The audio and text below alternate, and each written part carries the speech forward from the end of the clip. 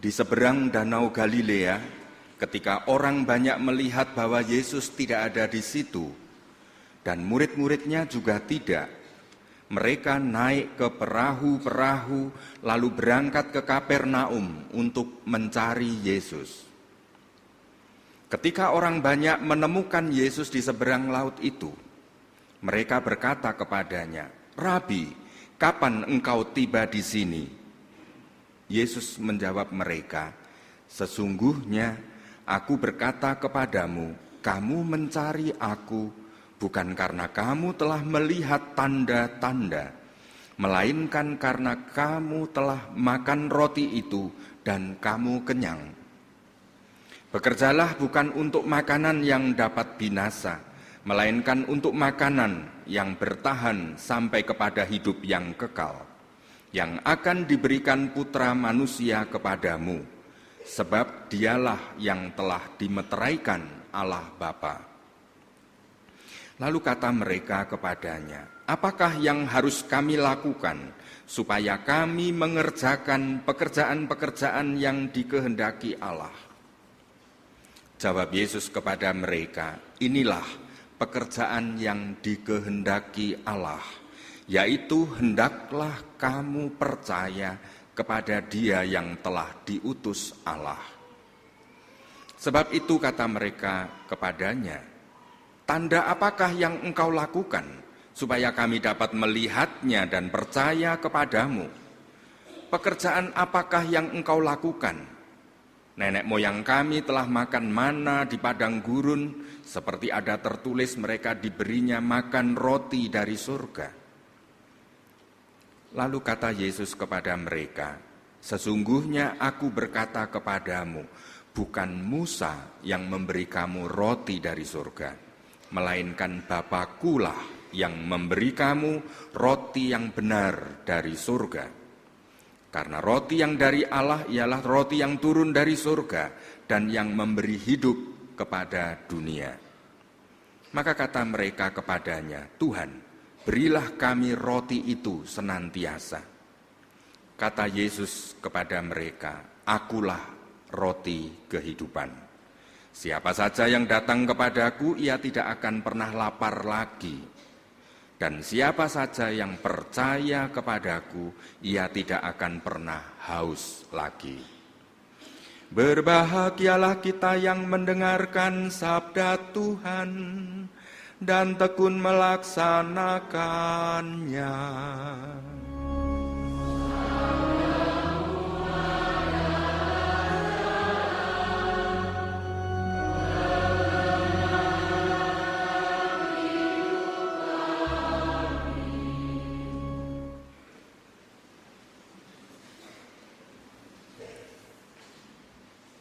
Saudara-saudari yang terkasih di dalam Tuhan, minggu lalu kita juga mendengar kisah mujizat 5 roti 2 ikan bisa mengenyangkan 5.000 orang, baru yang laki-laki, dan sisa 12 bakul penuh. Mujizat Tuhan diberikan kepada 5.000 orang itu melalui peristiwa penggandaan roti. Saudara-saudari, kedagingan manusia ini seringkali juga terjebak, terjerat pada apa yang bersifat daging. Ribuan orang yang berbondong-bondong setelah mereka menerima mujizat 5 roti 2 ikan itu, Yesus meninggalkan mereka dan orang lalu mencari lagi Yesus. Saking senengnya dan terus mengejar Yesus ada di mana. Tetapi Tuhan Yesus tahu persis sebenarnya apa yang di benak orang itu. Yang di benak, di batin orang-orang itu adalah dia seperti tikus yang datang dan melewati mau menuju kepada makanan, tetapi melewati lem tikus itu yang di kertas itu ya. Jadi dia jalan lalu menempel di lem itu dan tidak lagi bisa bergerak. Tidak sampai kepada nasi itu. Demikian juga orang-orang yang datang kepada Yesus, dia terjebak pada lem keduniawiannya. Tetap yang membuat hatinya terpesona bukan mujizat Yesus sebenarnya, tetapi roti itu sendiri. Kita dulu juga berdoa untuk mohon rezeki, mohon rumah, mohon kendaraan, mohon pekerjaan. Dan ternyata dalam perjalanan waktu kita terhenti di barang-barang itu dan tidak sampai kepada Allah itu sendiri. Kita terjebak pada roti. Kita orang beriman adalah diajak untuk sampai kepada tanda, yaitu bukan pada, kalau Anda melihat rambu-rambu lalu lintas, kalau ada namanya lampu hijau, itu berarti kita jalan. Sebenarnya di balik itu menandakan apa? Menandakan keselamatan. Tetapi kita sering kan terhenti di lampu hijau itu. Apalagi kalau lampu hijau itu tidak ada polisinya. Maka karena tengok kiri tengok kanan tidak ada polisi, meskipun lampu masih merah, tetap terobos saja.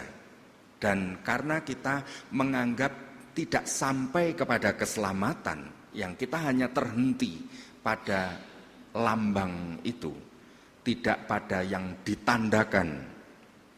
Saudara-saudari, kedalaman iman kita kepada Tuhan Yesus adalah ketika kita tidak terhenti pada roti, tetapi terus berjalan sampai kepada yang ditandakan, yaitu yang ada di dalam hatinya Yesus itu sendiri.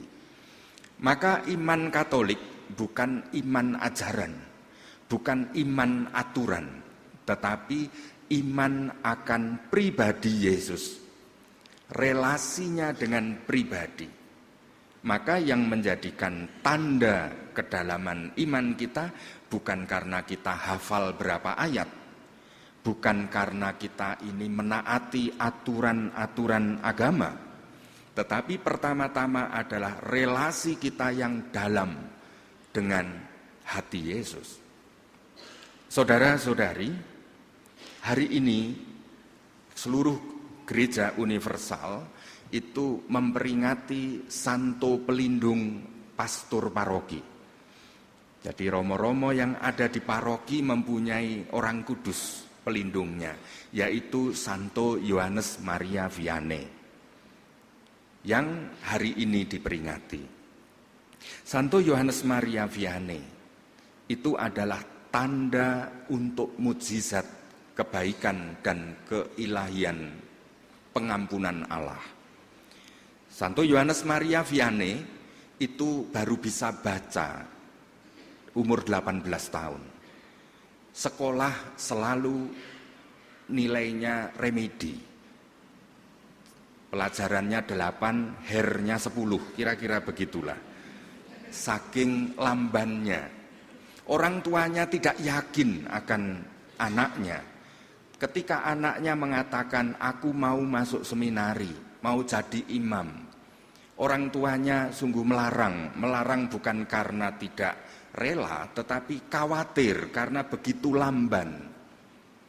Demikian juga akhirnya dia pun tertatih-tatih dengan tekun, dia ikut masuk ke seminari dan lalu sampai ke seminari tinggi, dan dia akhirnya karena ketekunan dan devosinya kepada Santo Fransiskus yang begitu kuat, maka kalau ujian sesudah belajar dan belajar itu nggak ngerti-ngerti, karena dia adalah berbahasa Prancis, buku pelajarannya berbahasa Latin, dan dia tidak bisa, betapa sulitnya untuk belajar bahasa Latin, maka buku-buku semua dibaca nggak mudeng, dan dia lalu pergi ke tempat devosi kepada Santo Fransiskus, yang dilakukan terus itu.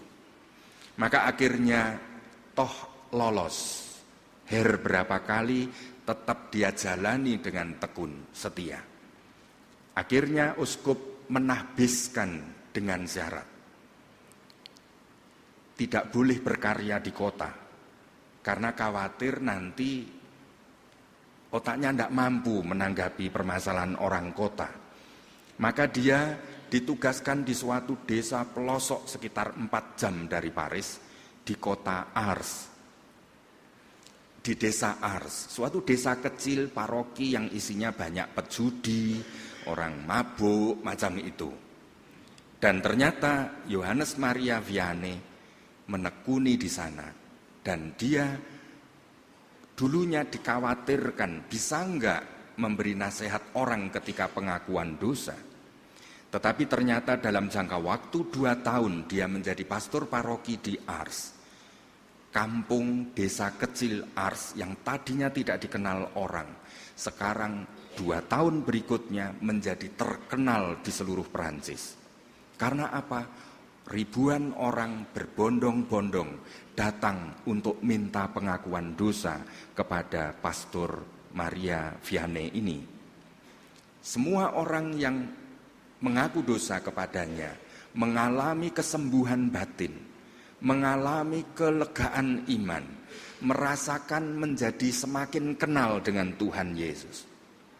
Dan akhirnya Yohanes Maria Vianney menjadi terkenal. Tetapi dia sebenarnya terus takut dengan ketenaran. Dia ini takut dengan terkenal. Kalau kita sekarang kan bagaimana populer, ya toh?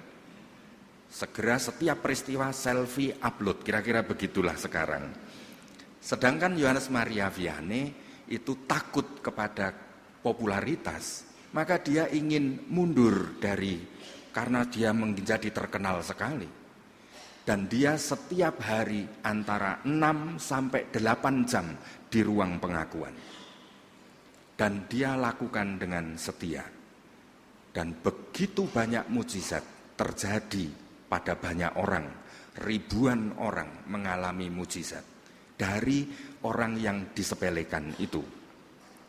Saudara-saudari, Yohanes Maria Vianney bukan karena dia romo yang bangga dengan dirinya, tetapi dia adalah seorang pengagum imamat. Dia sendiri menulis, dia sendiri heran, kok aku jadi romo ya? Dan setiap hari dia ini kagum, Tuhan ini hebat, Tuhan ini luar biasa, kenapa kok aku bisa jadi romo? Itu dia kagum terus setiap hari. Dan kekaguman itulah yang menjadi spirit dia untuk melayani. Saudara-saudari, Yohanes Maria Vianney mengatakan dalam tulisannya, imamat, menjadi imam, itu adalah mujizat yang memancar dari hati kudus Yesus. Bahwa kita semua, kami para imam, ini dengan kedagingan kami, seringkali juga kami seperti tikus yang terlengket di lem kertas itu, enggak sampai kepada misteri imamat itu sendiri. Tetapi bahwa kita tahu bahwa misteri imamat itu sungguh-sungguh karya hati kudus Yesus. Hari ini kami bertiga sengaja berkonselebrasi karena kami ingin mensyukuri ulang tahun tahbisan Imamat Romo Siga yang ke-8. 8 tahun Romo Siga menjadi Romo. Dan saya kira nanti Romo Siga bisa sharing sejenak bagaimana dia juga bersusah payah. Terus meskipun ditunda tahbisan, dia tetap tekun dan terus mengikuti panggilan dengan setia hingga ditahbiskan. Saya ingat 8 tahun yang lalu sebelum ditahbiskan, kebetulan saya mendampingi retret persiapan tahbisannya mereka ber-8. Satu dari CM yang sekarang sudah mengundurkan diri dari imam. Tinggal sisa ber-7, Romo Siga dan 6 teman seangkatan. Satu hari retretnya karena di Bintang Kejora, satu hari saya ajak untuk jalan-jalan di hutan menuju ke Cangar. sehingga retretnya 1 hari di dalam hutan untuk merenungkan tentang pemuritan Yesus. Bagaimana Tuhan Yesus mengajak jalan-jalan para muridnya untuk mengenal alam dan belajar dari alam, untuk mengenal apa yang ditandakan. Bahwa kita ini bisa berjalan di tengah rimba, hutan, yang bisa membuat kita tersesat di dunia ini. Menjadi imam juga bisa tersesat di dalam rimba dunia ini. Tetapi bagaimana dalam perjalanan di rimba itu, kita tetap terus membangun relasi dengan sang tanda, yaitu Tuhan Yesus sendiri. Kami para imam, Romo Yus 44 tahun menjadi imam. Saya baru separuhnya, 22 tahun. Dan kami semua adalah sebenarnya dari sisi kedagingan kami juga begitu banyak kelemahan. Tapi berbahagialah Anda yang tidak melekat, terlengket lem kelemahan-kelemahan kami. Tapi Anda melalui kami yang sederhana ini, Anda tetap melihat yang ada di belakang kami, yang mengutus, yang mengurapi, yang menahbiskan para imam. Dan Anda berjumpa dengan Yesus. Mungkin Anda justru selama lebih dari 2 bulan ini diajari oleh Romo Yus tentang ikhlas memberi, ya kan? Dan terus diajari untuk ikhlas memberi. Dan di situ sebenarnya kalau Anda, Romo Yus khotbahnya gak ganti-ganti ya. Gitu Romo Yus, ada yang bilang khotbahnya Romo Yus kok gak ganti-ganti. Karena memang Roh Kudus masih melatih kita untuk terus sampai hafal bagaimana Kristiani itu artinya terus berbagi dengan ikhlas. Dan Romo Siga dan saya juga punya banyak kelemahan. Dan semoga umat di Sidoarjo dengan ulang tahun Romo Siga yang ke-8 ini, Anda juga tidak terhenti pada roti kedagingan kami, tetapi terus menembus ke belakang, memandang Yesus yang sedang mencintai Anda, melatih, mendidik, membentuk Anda menjadi murid-muridnya. Disitulah Anda siap untuk mukjizat. Semoga kita dikuatkan di dalam iman dan selalu terus pandai menembus tanda sampai kepada yang ditandakan, yaitu hati Yesus sendiri.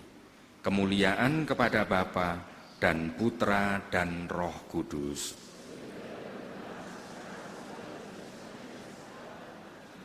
Amin. Saya mengucap syukur kepada Tuhan dan berterima kasih kepada Romo Justisianto dan juga Romo Didi yang telah berkenan juga merayakan Ekaristi bersama dengan saya dan Anda sekalian.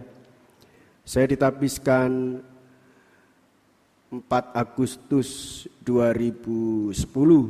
Sedikit tadi disinggung Romo Didi soal penundaan. Ya, saya paling lama, yaitu 5 kali tempat pastoral. Pertama di Cepu, lalu di Nganjuk, di Kediri, lalu di Madiun, geser ke katedral, mendekati keuskupan Selamat, aman. Lalu kabar baik, kamu akan ditabiskan 4 Agustus. Itu kebahagiaan yang pertama menjadi seorang imam selain masuk seminari. Mutiara yang kedua yang saya dapatkan di dalam Sewindu 8 tahun ini sebagai seorang imam, bahwa kami bertuju masih kontak dan selalu kirim kabar, setidaknya 2 bulan, 3 bulan itu masih ada kabar-kabar bagaimana pengalaman pastoral dan keindahan-keindahan di dalam pastoral. Saya harus katakan kepada Anda, semakin menikmati pelayanan, maka Anda akan menemukan jati diri sebagai orang beriman. Itu yang saya alami semakin hari, terutama di paroki Santa Maria Annunziata ini, banyak ruang-ruang untuk mengajar, berdoa, dan juga berkumpul, berkomunitas bersama dengan umat, itu yang menguatkan. Karena memang jati diri Imam Projo bergaul dan juga bersama-sama bertumbuh di dalam iman. Itu 2 mutiara imamat. Dan yang ketiga adalah di paroki ini setiap Sabtu kami misa bersama bertiga. Dulu dengan Romo Kadri dan sekarang dengan Romo Didi. Lalu keindahan berikut adalah yang ketiga ini, pas tanggal ulang tahun imamat, Romo Didi yang meminta supaya kita misa bersama. Dan itu sungguh menguatkan. Dan sejauh saya tahu dengan teman-teman yang lain, mereka sendiri-sendiri. Dan inilah kekuatan bagi kami, dan doa-doa Anda juga menjadi kekuatan bagi kami para imam untuk terus-menerus melayani. Itu seiring hidup panggilan saya. Dan yang keempat, selebihnya awal mula cita-cita itu muncul ya dari Mesdinar ini. Rumah saya di daerah Manyar Sabrangan, paroki Ngagel, tapi saya tugas di Kristus Raja. Setiap pagi terus berangkat untuk melayani Mesdinar, menjadi Mesdinar setiap pagi. Dan di seminari juga setiap pagi. Tapi di paroki menjadi Romo mulai berubah ya. Jadi Romo setiap pagi waktu di Jombang itu malah molor, koster yang bangunkan. Dididik sudah mulai baik, begitu jadi agak molor. Nah, itulah kekuatan para imam ini, bangun setiap pagi. Dan umat itu juga menguatkan misa setiap pagi, ketulusan hati, dan Anda semua setiap minggu sapaan-sapaan itu menguatkan. Itu beberapa hal yang bisa saya sharingkan. Semoga ini menjadi kekuatan bagi kami, tetapi juga menguatkan iman Anda sebagai orang Katolik. Sekian dari saya. Kita mohon berkat dari Tuhan.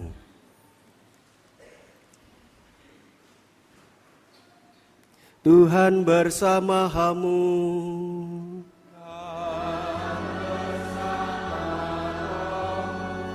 Saudara-saudariku sekalian senantiasa dibimbing, dilindungi, dan diberkati oleh Allah yang Maha Kuasa, Bapa dan Putra dan Roh Kudus.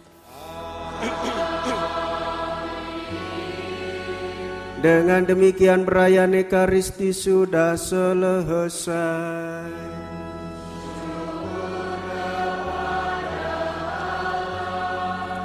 Pergilah kita diutus.